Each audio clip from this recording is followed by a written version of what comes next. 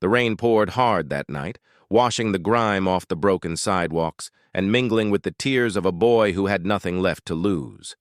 His name was Eli, 16, hungry, cold, and invisible to a world that had long stopped caring. He sat huddled beside a trash can behind a closed diner, his thin jacket soaked through, arms wrapped tightly around his knees as thunder rolled above. To passing strangers, he was just another street kid. But that night, fate had other plans. That night, Eli was about to become the heart of a story that would make an entire town cry. Before we dive into Eli's incredible journey, take a moment. If you believe in kindness, in second chances, and in doing what's right even when no one's watching, hit that like button, share this story, and subscribe. Let's remind the world that humanity isn't lost. Eli had been living on the streets for over a year. His mother died when he was 14. His father, crushed by grief and addiction, disappeared soon after. Eli learned to survive, scavenging, doing odd jobs, sleeping wherever nightfall found him. Each day was a battle with hunger, cold, and fear. Yet beneath the layers of dirt and despair, something inside him refused to break, a spark of goodness that even the streets couldn't extinguish. That stormy evening, as Eli searched for scraps, near the alley behind the diner, he noticed a group of men outside a nearby bar. They were shouting, angry voices cutting through the rain. At the center stood a large man in a leather jacket, surrounded by 3 younger thugs, drunk, reckless, and spoiling for a fight. The older man, built like a tank, tattoos covering his arms, wore a vest that read, "Hell's Angels." He tried to walk away, but they kept pushing, mocking, and taunting him. The tension snapped. A fight was about to break out. Eli froze. He'd seen plenty of fights before, in shelters, on the streets, but something about this one stopped him. The biker looked exhausted, cornered, alone. Then one of the punks grabbed a metal pipe, raising it high. Without thinking, Eli ran toward them. The sound of metal hitting flesh cracked through the rain, but it wasn't the biker who took the blow. It was Eli. The small boy had thrown himself between them, arms raised, voice shaking. "Stop! He didn't do anything!" The men turned on him, cursing, kicking, shoving him to the ground. The biker tried to fight them off, but there were too many. Eli curled up, shielding himself as fists and boots rained down. Then, the distant wail of sirens. The attackers scattered into the night. The biker, bruised but standing, knelt beside the trembling boy. He gently lifted Eli's head as blood trickled from his nose. "Why'd you do that, kid?" he whispered. Eli's voice barely rose above the rain. "Nobody deserves to be hurt like that." Then his world went black. When Eli opened his eyes, he was lying in a hospital bed.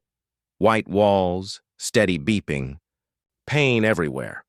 But what surprised him most wasn't the injuries. It was the sight of the biker sitting by his bed, still in his leather vest, eyes red and tired. "You're awake," the man said softly. "Name's Ray. You saved my life out there." Over the next few days, Ray stayed. He listened. Piece by piece, Eli's story came out. The streets, the hunger, the loneliness. Something inside Ray began to change. His heart, hardened by years of rough living and regret, started to melt.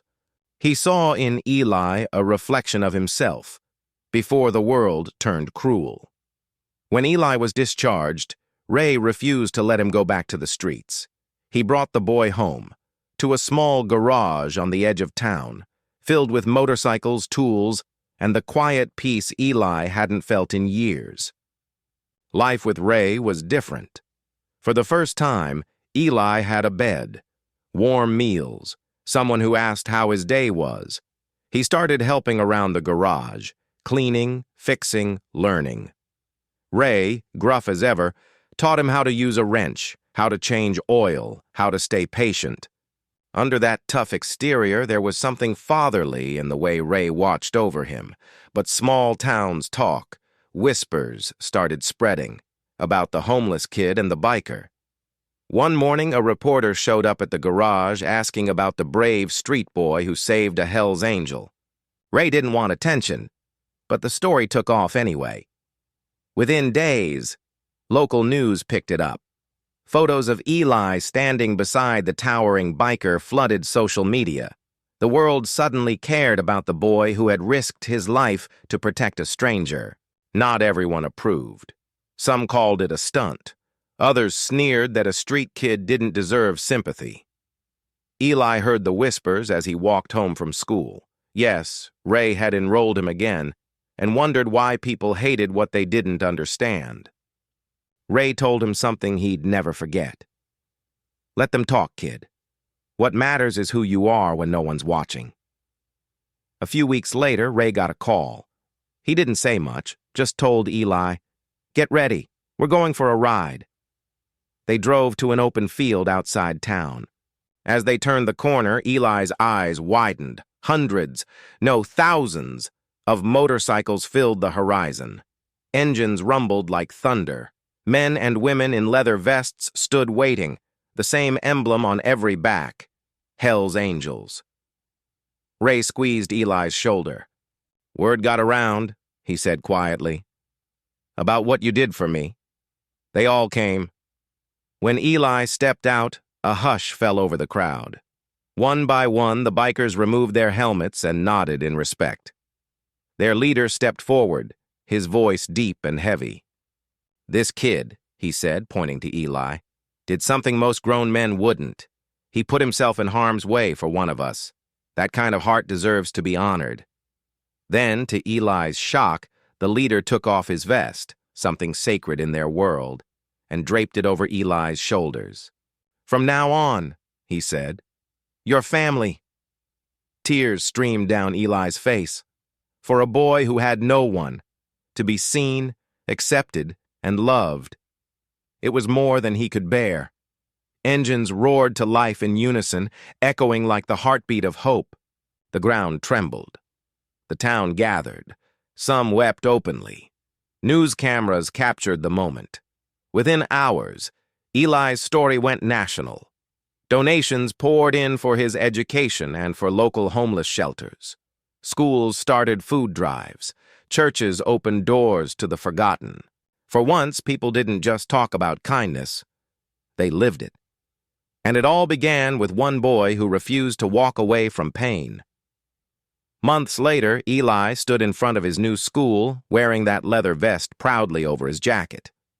The E emblem on the back wasn't a mark of rebellion anymore. It was a symbol of brotherhood, second chances, and hope. Ray watched from a distance, arms crossed, a faint smile hidden beneath his beard. He'd found something, too. A reason to believe that even the roughest souls can find redemption. Years passed. Eli grew taller, stronger. He studied hard, worked part-time at Ray's garage, and began volunteering at shelters to help other homeless kids. When he turned 18, the mayor invited him to speak at a community event.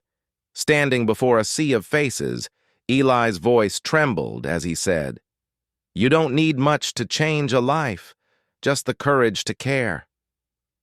That night, Eli and Ray rode side by side down the highway, the wind in their faces, the stars overhead. For the first time in years, Eli felt at peace. He wasn't a lost boy anymore. He was part of a family, part of something bigger. Because yes, the world can be cruel, but if you look close enough, it can also be beautiful.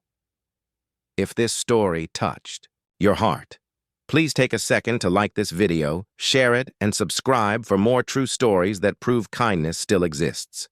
And before we end, tell us in the comments, what act of kindness restored your faith in humanity?